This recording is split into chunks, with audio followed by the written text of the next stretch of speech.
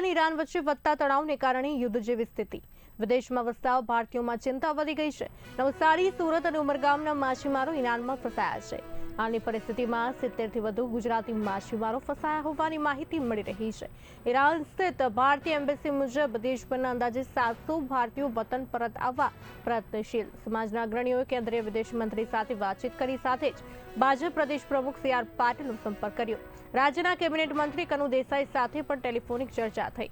માછીમાર સમાજ દ્વારા ભારત સરકારની સુરક્ષા સુનિશ્ચિત કરવાની અપીલ કરી. યુદ્ધ જેવી પરિસ્થિતિ વચ્ચે માછીમારોના પરિવારજનોમાં ભારે ચિંતા ફેલાઈ. સરકારના હકારાત્મક પગલાંની રાહ જોઈ રહ્યા પરિવારજનો.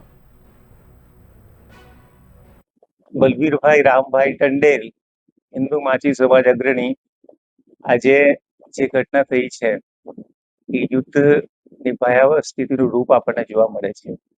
આજે જોઈએ કે નવસારી, સુરત, ઉમરગામ અહીંના આજુબાજુના ગામોના માછીમાર ભાઈઓ અહીંથી ઈરાન જાય છે અને ઈરાનમાં એમણે ત્યાંના લોકો સાથે પાર્ટનરશિપ કરીને અથવા એમની બોટ પર જ એ લોકો કામ કરે છે.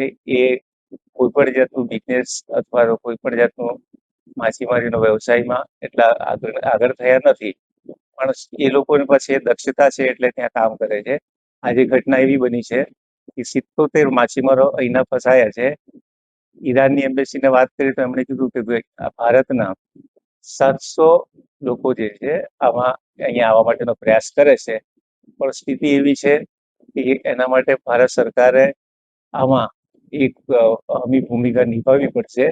એઝ એ જયશંકરજી સાથે વાત થઈ છે અને CR પાટીલજી, અને આજે વાત થવાની છે આપણા વાણિજ્ય મંત્રી ગુજરાત શ્રી કનુભાઈ દેસાઈજી સાથે.